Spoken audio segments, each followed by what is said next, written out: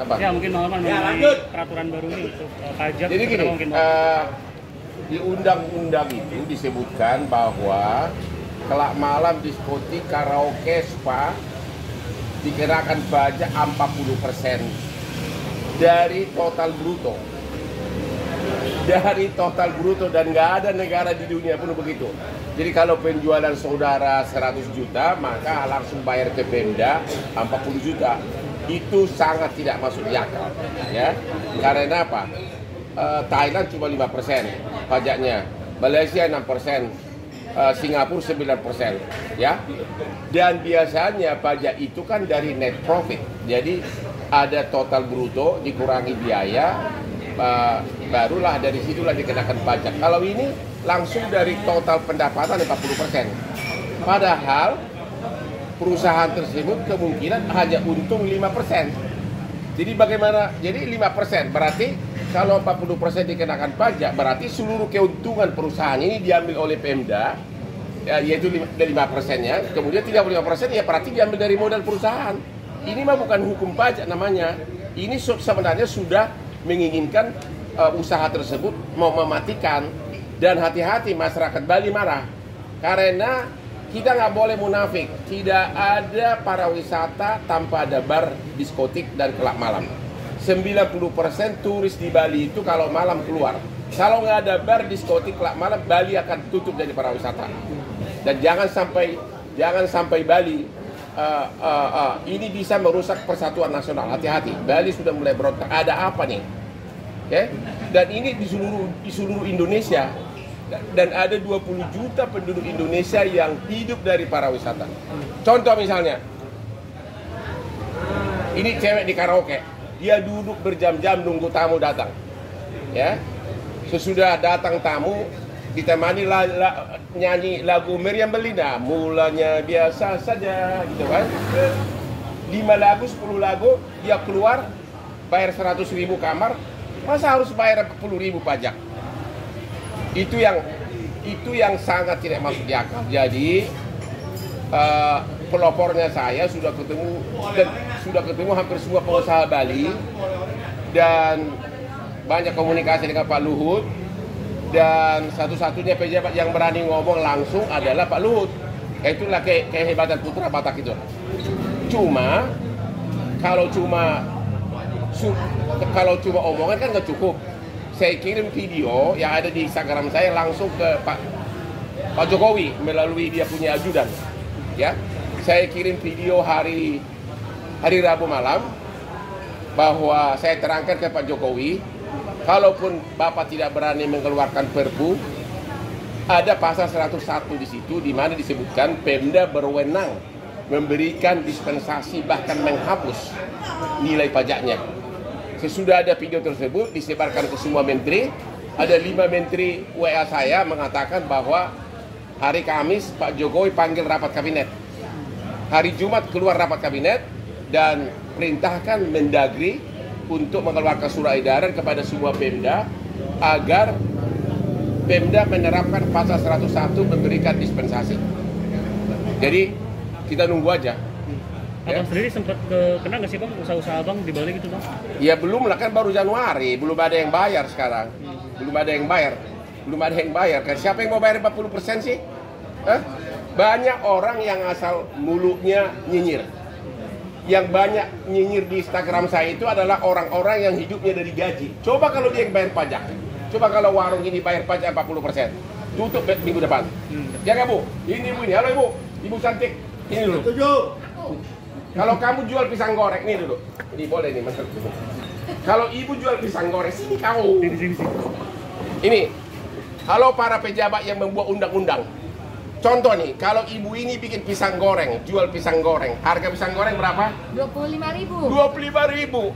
25.000. 25.000 kalau pajaknya langsung 40%, berarti hampir 11.000, ya. Itulah contohnya. Undang-undang pajak tersebut tidak relevan. Demikian juga kelab-kelab itu, ya.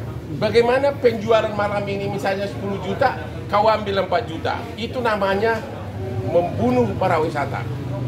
Kalau kau membunuh pariwisata di Bali, maka Pak para wisata di Bali akan mati. Siapa yang rugi? Masyarakat Bali akan berontak kalau begitu. Jangan sampai masyarakat Bali berontak. Hidup nggak boleh munafik. Halo, semua kau. Udah Bu. Udah, makasih. Ya. Tapi Bang Hotman sendiri melihat kasusnya Buddha Inul yang keluar-keluar di sosmed bilang Ya Inul terpaksa, Inul sudah menangis berminggu-minggu. Ya jelas lah. Oke. Halo para pejabat yang terhormat.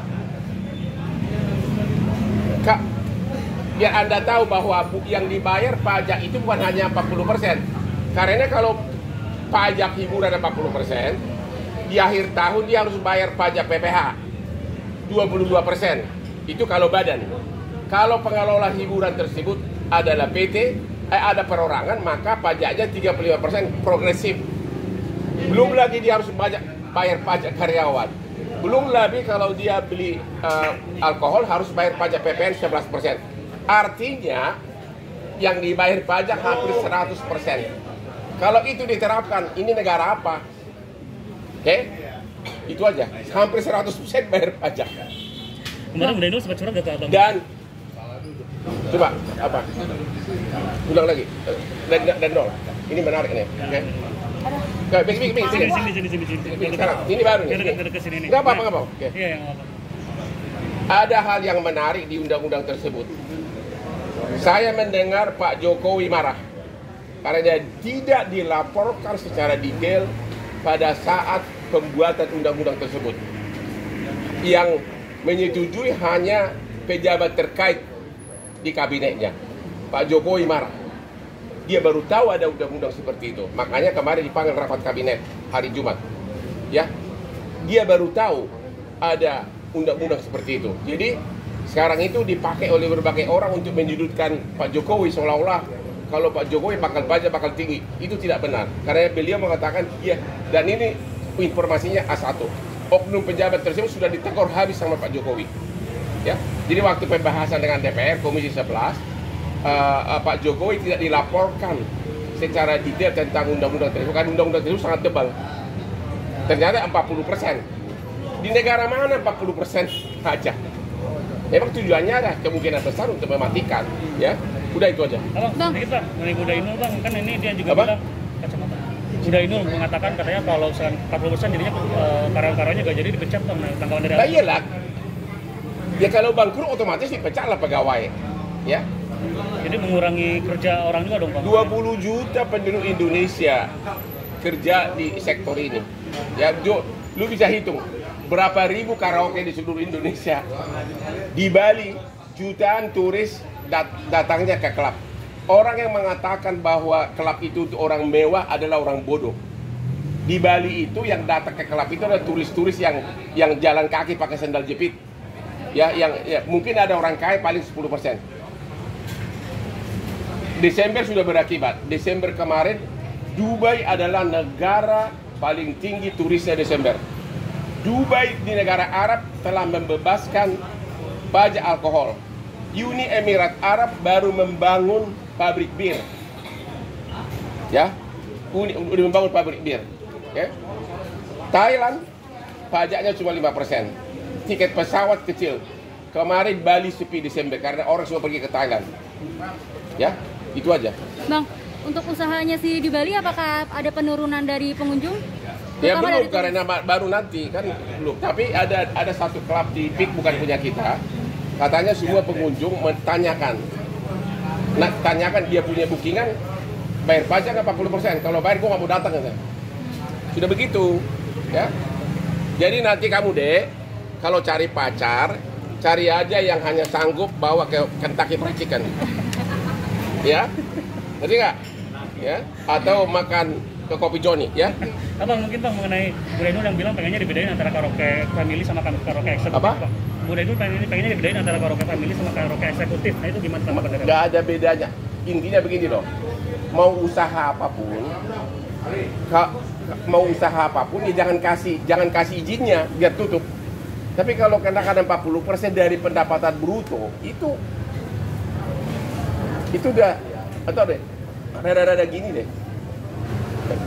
Di Denmark 40% pajak, tapi dari net profit, artinya bruto dikurangi biaya.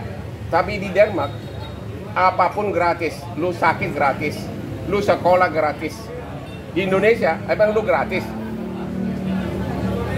Coba apa salahnya? Ingat, 20 juta orang yang bekerja di pariwisata itu, sebagian besar adalah yang pendidikannya rendah. Ya, jadi benar-benar menampung padat karya yang sangat besar. Dan di negara manapun turis ini adalah salah satu sumber devisa negara. Ya. Jadi hidup jangan munafik, itu aja. Oke? Artinya Bang Hotman juga menolak kenaikan 40% itu ya Bang Hotman ya? Lu bolak-balik nanya jelas menolak dong. Terima kasih banyak Bang Hotman. Terima kasih Bang Hotman.